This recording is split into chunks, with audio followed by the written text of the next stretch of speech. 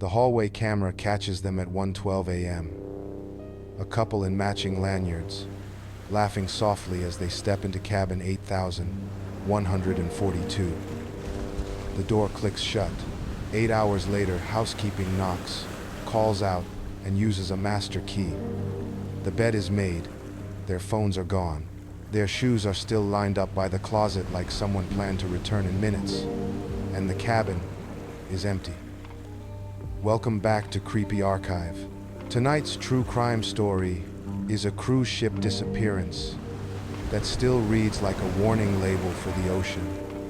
A cabin left behind, untouched, after two people simply disappeared at sea.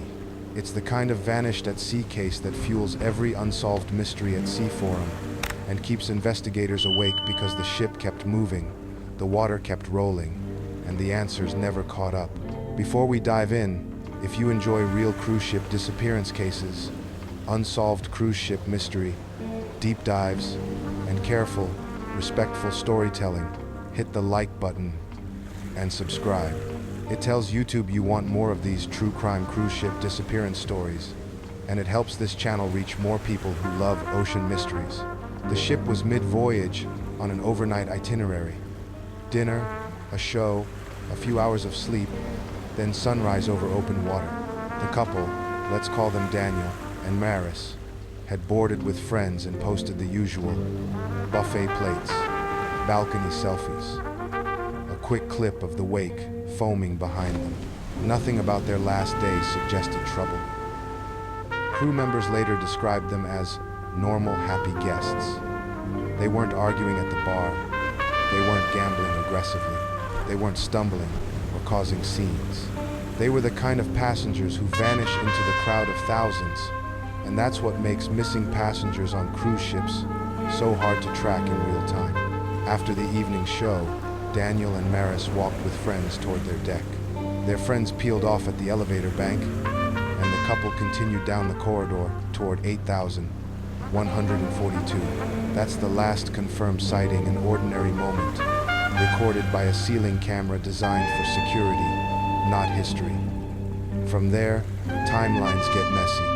Some passengers later claimed they saw a man and woman on a lower deck near the rail around 2 a.m.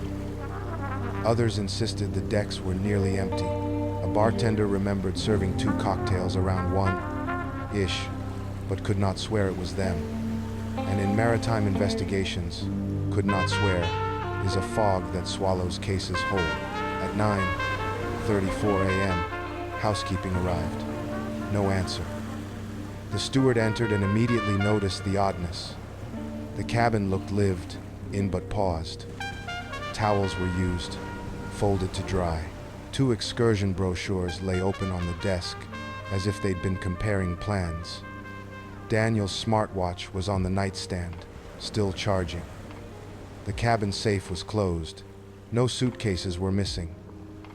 That detail luggage left behind shows up again and again in people who vanished from cruise cabins. In many cruise ship disappearances, someone leaves with a jacket, a passport, a phone. Here, the stuff that helps you leave stayed. The steward reported it. Supervisors came. Security arrived with a checklist. Verify IDs, check keycard logs, scan cameras.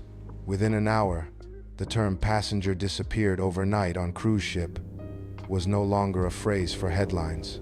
It was an urgent incident unfolding while the ship sailed forward. Keycard logs showed the cabin door opened at 1:12 a.m. and did not register another entry after that. That doesn't prove nobody left. Doors can be held, or someone can follow another guest through, but it does narrow the possibilities. Either they didn't exit through that door, or they did without triggering a recorded swipe. Security reviewed corridor footage. No one is seen leaving the cabin. No shadows. No second door close. Just a quiet hallway, the hum of air conditioning, and time sliding by. When someone disappeared at sea, investigators must consider the simplest and bleakest option: accidental overboard. Ships have railings, but waves, alcohol, and darkness are powerful combinations. Yet for a couple to go overboard together at the same time, without witnesses, is statistically rare. Not impossible, but rare. If it happened, where? The ship's route crossed an expanse with no land, and currents that can carry objects miles within hours. Overboard alarms, if present, don't always trigger. And in an overnight cruise ship disappearance, those hours between 1 a.m. and breakfast can be an entire ocean of lost time. The alternative is the one that makes a mysterious cruise ship disappearance at sea feel like a locked room puzzle. What if they left the cabin, but not by the corridor? Many cabins have balconies.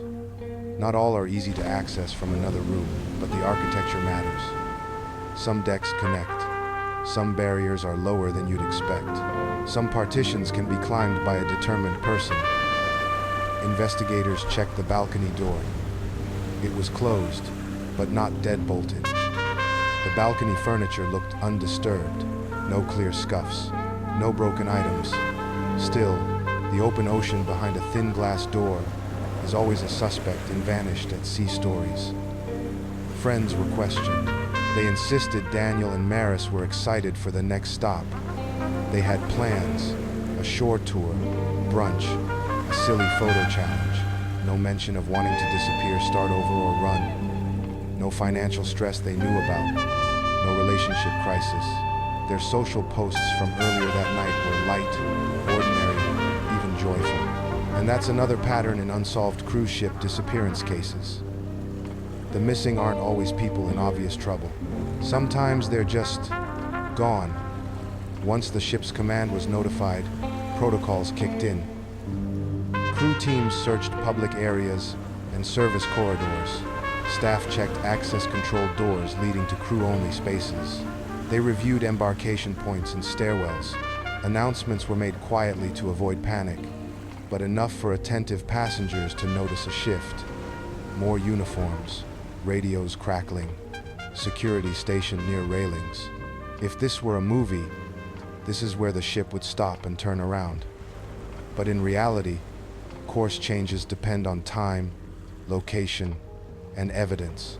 Without a confirmed overboard event, the ship continued to the next port while authorities were contacted. At the next stop, local officials were informed. Passenger manifests were checked. The couple did not disembark under their names. Cameras at the gangway didn't show them leaving.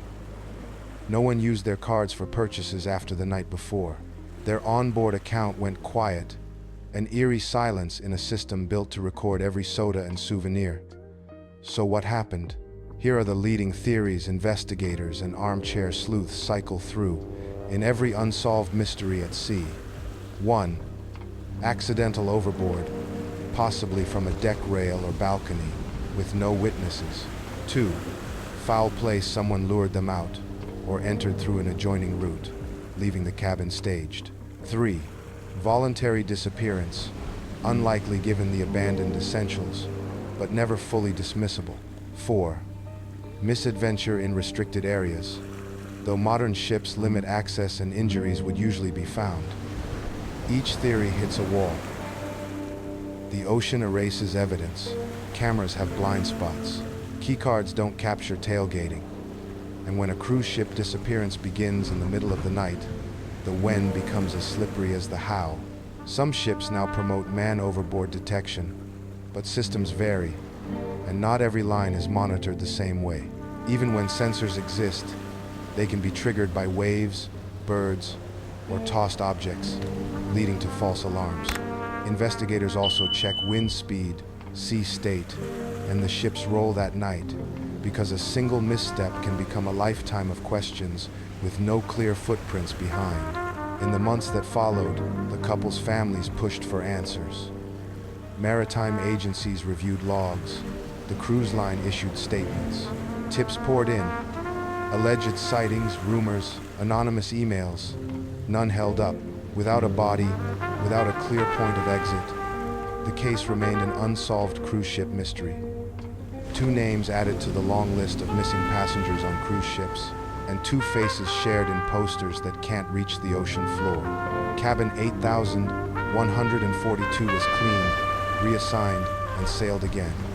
That's the part that always stings. The ship doesn't mourn. It operates.